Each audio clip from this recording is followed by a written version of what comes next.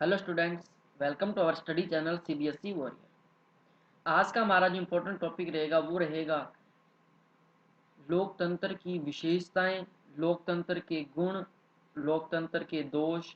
आज हम इसके ऊपर डिस्कस करने वाले हैं। बहुत ही इंपॉर्टेंट टॉपिक है ये। इस वीडियो को आपने लास्ट तक जरूर वॉच करना है और जिन्होंने भी अभी तक हमारे चैनल को सब्सक्राइब नहीं किया है प्लीज़ वो चैनल को सब्सक्राइब जरूर करें। तो शुरू करते हैं। सबसे पहले हमने यहाँ लोकतंत्र की विशेषताएं, बहुत इंपॉर्टेंट है। एग्जाम के अंदर क्वेश्चन आता है कि लोकतंत्र की विशेषताओं को स्पष्ट कीजिए, समझाइए।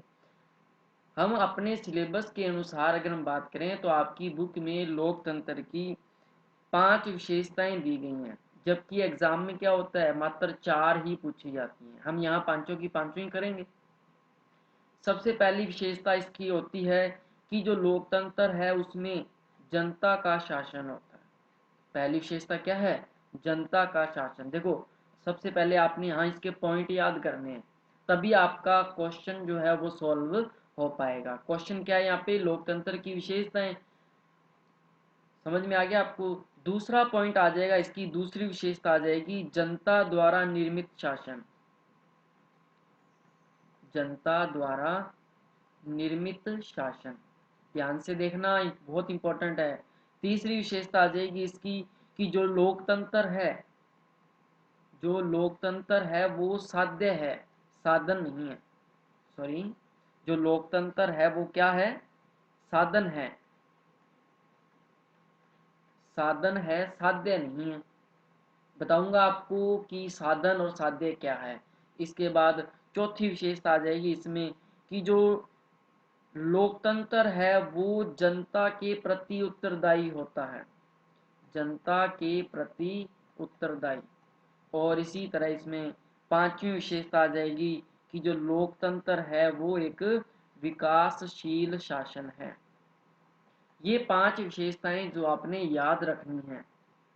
पहली विशेषता जनता का शासन है, दूसरी जनता द्वारा निर्मित शासन है, तीसरी जो लोकतंत्र है वो साधन है ना कि साध्य, और चौथी जनता के प्रति उत्तरदायी है, और पांचवी विकासशील साधन है, शासन है। ध्यान से सुनना अब क्या होता है ये पांचों की पांचों विशेषताएं।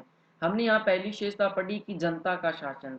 हम स्टार्टिंग से पढ़ते हैं 5वें लेसन के अंदर कि जो सरकार बनती है, जो शासन का निर्माण किया जाता है वो जनता के द्वारा ही किया जाता है। आपने स्टार्टिंग से ही 5वें लेसन में एक शब्द पढ़ा है, प्रभु सत्ता। अब इसी प्रभु सत्ता के आधार पर आपके 3 पॉइंट सॉल्व हो जाएंगे। एक तो पहला हो जाएगा, दूसरा हो जाएगा और चौथा हो जाएगा। देखो, जो प्रभु सत्ता होती है वो जनता में होती है। क्यों? क्योंकि जनता के द्वारा ही सरकार का निर्माण किया जाता है। हमने यहाँ पढ़ा था ना अभी कि जनता द्वारा निर्मित शासन, की जनता के द्वारा ही सरकार का चुनाव किया जाता है, उसके ऊपर नियंत्रण स्थापित किया जाता है और उसे पद से हटा भी सकती है। बहुत इंपॉर्टेंट है।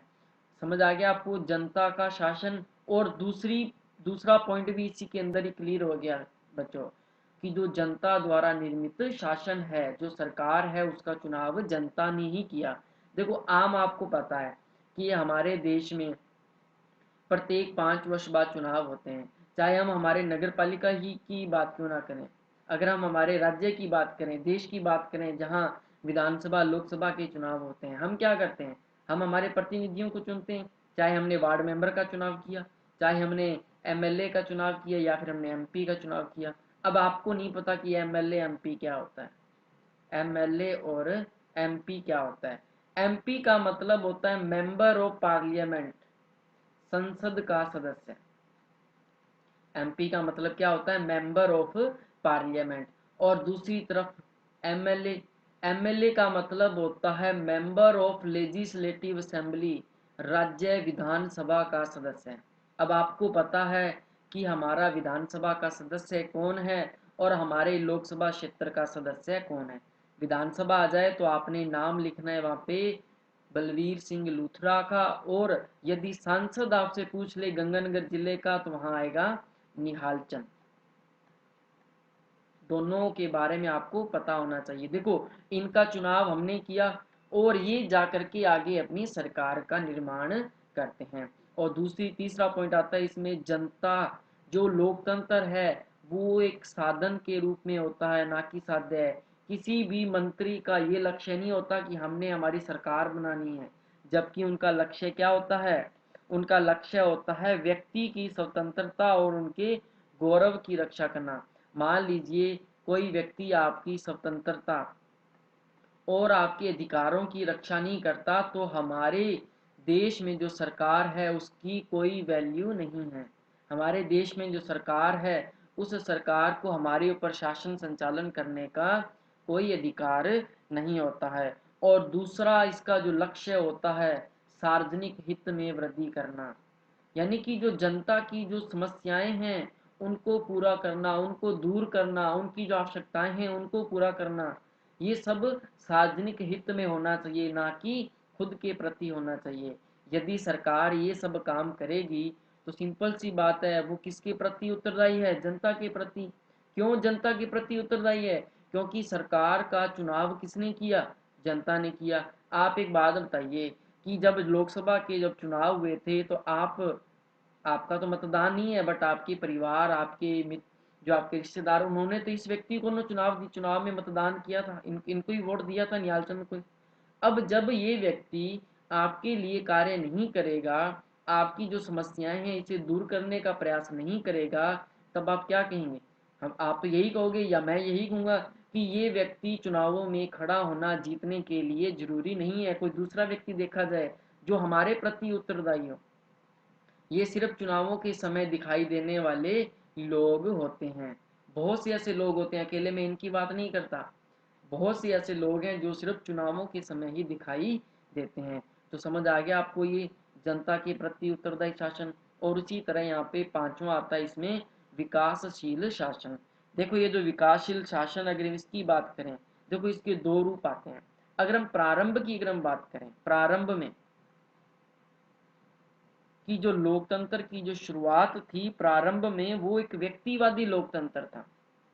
प्रारंभ में कैसा था ये व्यक्तिवादी लोकतंत्र था। लेकिन प्रारंभ इसकी धीरे धीरे इसमें विकास हुआ, इसमें परिवर्तन हुआ, और ये किस में बदल गया? उदारवादी में।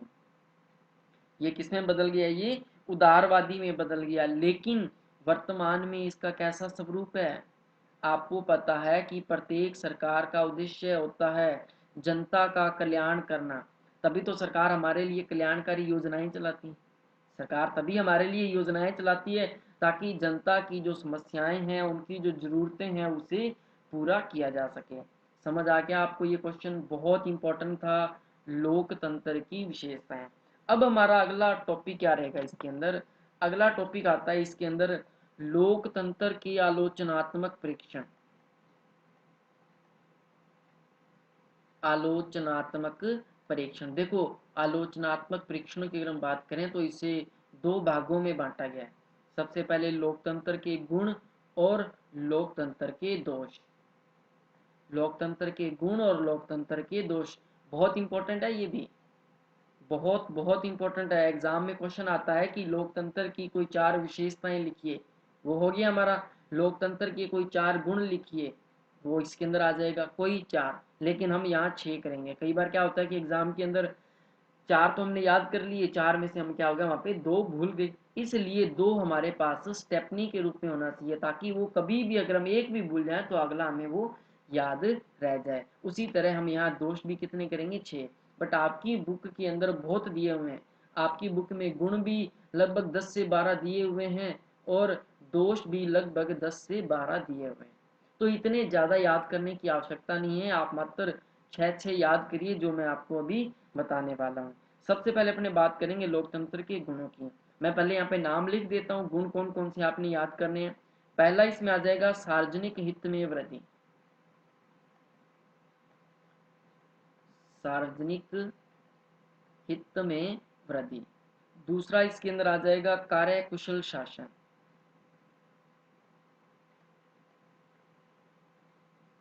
तीसरा आ जाएगा इसमें सार्वजनिक शिक्षा का साधन।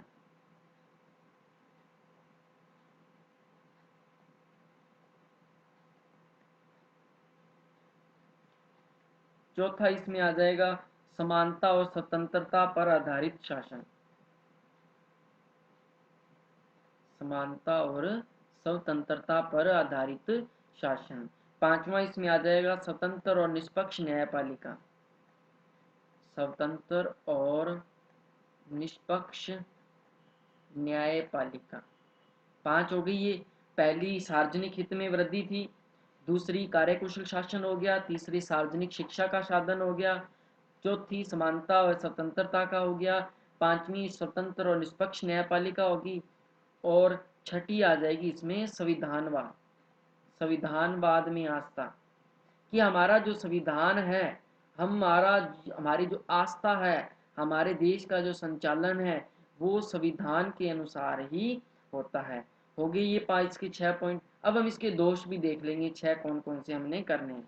सबसे पहला आ जाएगा इसमें लोकतंत्र की क्या होती है, इसमें व्यक्ति संबंधी भ्रम पूर्ण धारणा। व्यक्ति की भ्रम पूर्ण धारणा, कि लोगों में भ्रम होता है अपने लोकतंत्र, अपने समाज, अपने देश के प्रति। दूसरी इसके अंदर आ जाएगी राजनीतिक दलों का दुष्प्रभाव। राजनीतिक जो दल होते हैं उनका दुष्प्रभाव। तीसरी इसमें आ जाएगी अनउत्तरदायी शासन प्रणाली। अनउत्तरदायी शासन प्रणाली।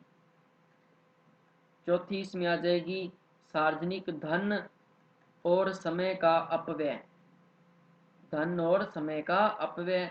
पांचवी इसमें हो जाएगी उदासीन मतदाता। और छठी हो जाएगी इसके अंदर संकट काल की स्थिति में हमारा जो शासन है उसका कमजोर होना। संकट काल में, संकट काल कब होगा, जब दूसरे देशों के साथ युद्ध जैसे माहौल उत्पन्न हो जाएंगे, युद्ध जैसी समस्या उत्पन्न हो जाए, तो उस दौरान हमारे देश का लोकतंत्र क्या हो जाएगा, वो बहुत ही कमजोर। क्यों? क्योंकि हमारे देश में लोकतंत्र को समाप्त कर दिया जाता है। क्यों? क्योंकि लोकतंत्र के अंदर क्या होता है कि जो जनता ने जो सरकार चुनी थी उसे समाप्त कर दिया गया, और हमारे देश में किसका शासन स्थापित हो गया, सेना का शासन लग जाता है। पूरे देश में आपातकाल घोषित कर दिए जाते हैं। पूरे देश में आपातकाल घोषित हो जाता है जब युद्ध जैसी समस्या बनती है। ये हम आपातकाल करने वाले हैं लेसन नंबर 6 के अंदर, अगला ही लेसन है हमारा, ये बहुत इंपॉर्टेंट है ये। तो शुरू करते हैं। सबसे पहले हम इसके अंदर लोकतंत्र के गुण, सबसे पहला इसके अंदर आ जाएगा कि हमने देखा था सार्वजनिक सार्वजनिक हित में वृद्धि।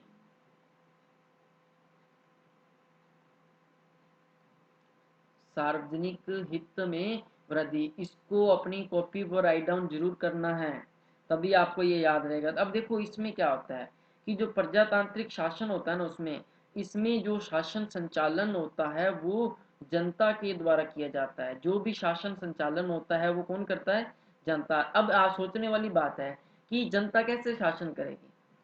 क्या आप सरकार चलाते हैं क्या, या मैं सरकार चलाता हूँ? नहीं, मेरे द्वारा जो प्रतिनिधि चुना गया, मैंने जिसको वोट दिया, जो जीता, वो आगे चल करके क्या करता है, सरकार बनाता है। वो आगे चल करके हमारे द्वारा जो हमारी समस्याएं होती हैं, हमारी जो जरूरतें होती हैं, वो उसको क्या करता है, पूरा करता है। और आपको भी पता है सार्वजनिक हित में जब वृद्धि करने, जब चुनाव जीतना होता है तो बहुत से नेता आते हैं जो क्या करते हैं, बड़े बड़े वायदे करते हैं, और इन वायदों के आधार पर जो जनता होती है उन्हें अपने चंगुल में फंसा लेते हैं वो। आपको पता है सिर्फ वायदे, चुनावों के समय ऐसे वायदे अच्छे लगते हैं, उसके बाद शक्ल तक नहीं दिखाते ये मंत्री। कुछ मंत्री ऐसे होंगे जो दिन रात अपने जिन्होंने जो वायदे किए थे उनको पूरा करने में लगे होते हैं। और ये होता है जनप्रतिनिधि सार्वजनिक हित, मतलब कि जनता के प्रति उत्तरदायी होता है। हमने दूसरा पढ़ा था इसमें कार्य कुशल शासन प्रणाली। यदि हमारे देश का शासन अच्छे तरीके से चलाना है तो उसके लिए जो मंत्री चुने जाते हैं उनका कार्यकुशल होना बहुत जरूरी है। यदि वो कार्यकुशल ही नहीं होंगे, उन्हें पता ही नहीं कि हमारे देश का शासन कैसे चलाया जाए, तो सिंपल सी बात है वो कुछ भी नहीं कर सकते। हमारे देश जो है वो अपनी पटरी से उतर जाएगा। जैसे अगर हम बात करें कि हमारे देश में जो भी शासन संचालन होता है ना, वो जनता की नीतियों के अनुसार होता है। जनता की नीतियां, जनता की नीतियों का मतलब कि जनता की जो समस्याएं हैं, जनता की जो आवश्यकताएं हैं उनके आधार पर ही उनके आधार पर ही सरकार जो होती है वो अपनी नीतियां बनाती है। जैसे अभी वर्तमान में आपको पता है पूरे विश्व के अंदर कोरोना महामारी के रूप में फैल रही है। अब सरकार क्या कर रही है, हमारी सुरक्षा के लिए, हमारी सेफ्टी के लिए ही वो दिन रात नई नई नीतियां बनाने में लगी होती है। तभी इस समस्या से, इस महामारी से बचा जा सकता है। आप भी अपने घर में रहें, सुरक्षित रहें और अपने परिवार को भी सुरक्षित रखें। देखो इसके बाद आता है कार्यकुशल, इसमें हो गया इसके अंदर सार्वजनिक। अब नेक्स्ट आता है इसमें तीसरा पॉइंट, सार्वजनिक शिक्षा का साधन। बाकी देखो मैं आपको शॉर्ट के अंदर बता रहा हूँ, बाकी इसका जो मैटर है वो आपके पास क्लास 10th की बुक होएगी, आप उसके अंदर आराम से रीड करिए। अगर कोई भी दिक्कत है तो आपके पास कॉन्टैक्ट नंबर है या आपके पास ये जो ग्रुप है आप उसके अंदर भी अपनी समस्या को रख सकते हैं, या फिर आप इस वीडियो को दोबारा से वॉच करके अपनी समस्या को सॉल्व कर सकते हैं। तीसरा पॉइंट था इसके अंदर सार्वजनिक शिक्षा का साधन। सार्वजनिक शिक्षा का साधन बहुत इंपॉर्टेंट है ये। देखो इसमें क्या होता है, इसमें जो होता है, जो जनता होती है ना वो क्या करती है, अपनी जो समस्याएं हैं वो सरकार के समक्ष रखती है, अपनी राय प्रकट करती है कि इस तरीके का काम इस समय और ऐसे इस तरीके से होना चाहिए। जैसे मैं मेरी बात करूं कि मेरे वार्ड के अंदर मेरे घर के पास ये समस्या है, तो मैं क्या करूंगा, मैं मेरे वार्ड मेंबर के पास जाऊंगा कि भाई हमारे यहाँ ये समस्या आ रही है तो आपको इसको हल करना चाहिए, इसको सॉल्व करना चाहिए। उसी तरह कोई भी है, उसी तरह चाहे कोई भी है, आप अपनी समस्या अपने मंत्री के समक्ष रख सकते हैं। जरूरी नहीं है कि ये जो वायदे हैं, ये जो समस्याएं हैं वो चुनावों के समय ही रखा जाए। चुनावों से पहले, चुनावों के बाद भी इन समस्याओं को अपने मंत्री, अपने प्रतिनिधि के सामने रखा जा सकता है। ओके। इसके बाद जो जो मंत्री के जो गुण होते हैं वो अपने विशेषताओं के आधार पर भी जो जनता होती है उसकी ओर, अपनी ओर उसे आकर्षित करने का प्रयास करता है।